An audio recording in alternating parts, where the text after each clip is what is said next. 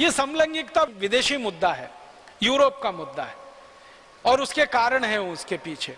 और कारण उनके यहाँ ये है, वो ये कहते हैं, यूरोप के सभी दार्शनिक इस बात को मानते हैं कि शरीर का आनंद ही चरम आनंद है। हम बिल्कुल इससे उल्टी बात मानते हैं। हम मानते हैं ईश्वर प्राप्ति का आनंद ही चरम आनंद है। भारत में चरम आनंद की स्थिति ईश्वर प्राप्ति में है, यूरोप में चरम आनंद की स्थिति शरीर के सुख में है। तो यूरोप में जो भी किया जाता है वो शरीर के सुख के लिए किया जाता है, और भारत में जो भी किया जाता है वो मोक्ष प्राप्ति और ईश्वर प्राप्ति के लिए किया जाता है। तो हम संगीत में जाएं, हम गीत में जाएं, हम नृत्य में जाएं, कहानी में जाएं, कविता में जाएं, नाटक में जाएं, हम चित्रकारी में जाएं, कलाकारी में जाएं, कहीं भी जाएंगे, हमारा लक्ष्य है ईश्वर की प्राप्ति, मोक्ष की प्राप्ति और इच्छाओं से मुक्ति। यूरोप वाले और अमेरिका वाले चाहते हैं शरीर का सुख, शरीर का सुख, शरीर का सुख। तो उनको शरीर का सुख एक तरीके से लेना, थोड़ी देर के बाद उसमें ऊब हो जाती है तो दूसरे तरीके से लेना, फिर उसमें ऊब हो जाती है तो तीसरे तरीके से लेना, फिर उसमें ऊब आ जाती है तो चौथे तरीके से लेना।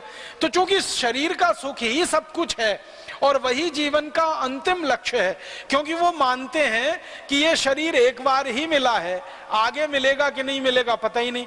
ना वो पुनर्जन्म को मानते हैं, ना पूर्व जन्म को मानते हैं।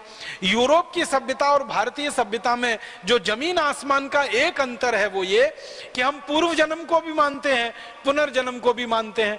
यूरोप वाले ना पुनर्जन्म को मानते हैं ना पूर्व जन्म को मानते हैं। वो कहते हैं जन्म एक ही है, अब इस जन्म में ये शरीर मिल गया, इसमें जितना सुख लेना है ले लो, जितना भोग करना है भोग लो। तो सुख में डूबना है, भोगों में डूबना है, उसके लिए समलैंगिकता में जाना पड़े तो वहां चले जाओ, और किसी काम में जाना पड़े तो वहां चले जाओ। वो सब कुछ सुख प्राप्ति है शरीर के माध्यम से, इसलिए उनके यहाँ समलैंगिकता एक बहुत बड़ा प्रश्न है।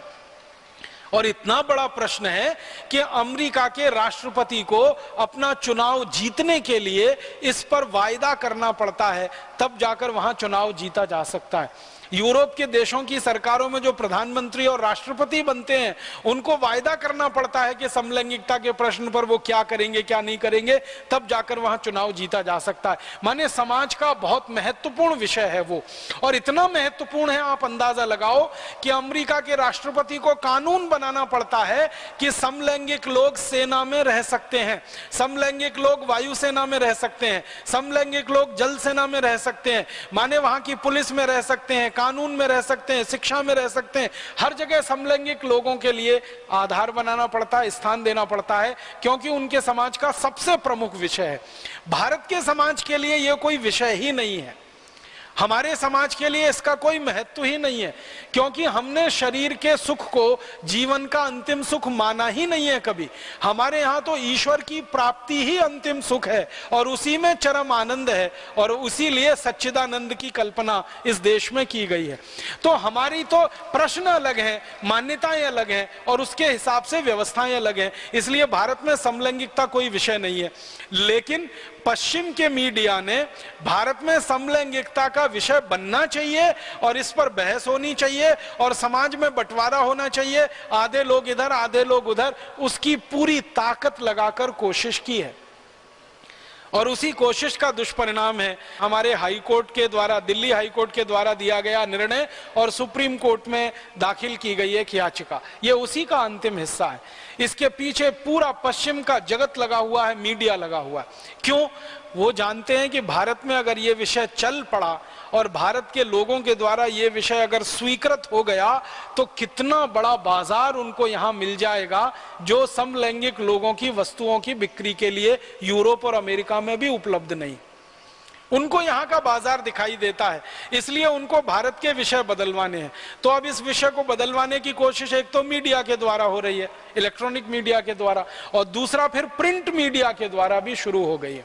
हमारे यहाँ कविताएं, कहानियां, नाटक छापने वाली पत्रिकाएं खूब इस विषय को आजकल उठा रही हैं और इस विषय में कहानियां लिखवाई जा रही हैं, इस विषय में कविताएं लिखवाई जा रही हैं, नाटक किए जा रहे हैं, नाटक लिखवाए जा रहे हैं, नाटक दिखाए जा रहे हैं। कारण एक ही है, वो भारत के मूल विषयों से ध्यान हटाकर कुछ ऐसे विषयों में ध्यान लगाना चाहते हैं जो अंत में हमको सांस्कृतिक अधःपतन की तरफ ही ले जाते हैं। बहुत दुख होता है, बहुत अफसोस होता है कि पश्चिम की नकल करके हमने हमारे सांस्कृतिक मूल्यों को एकदम ताक पर उठाकर रख दिया है और फालतू चीजों की बहस में हम पड़ गए।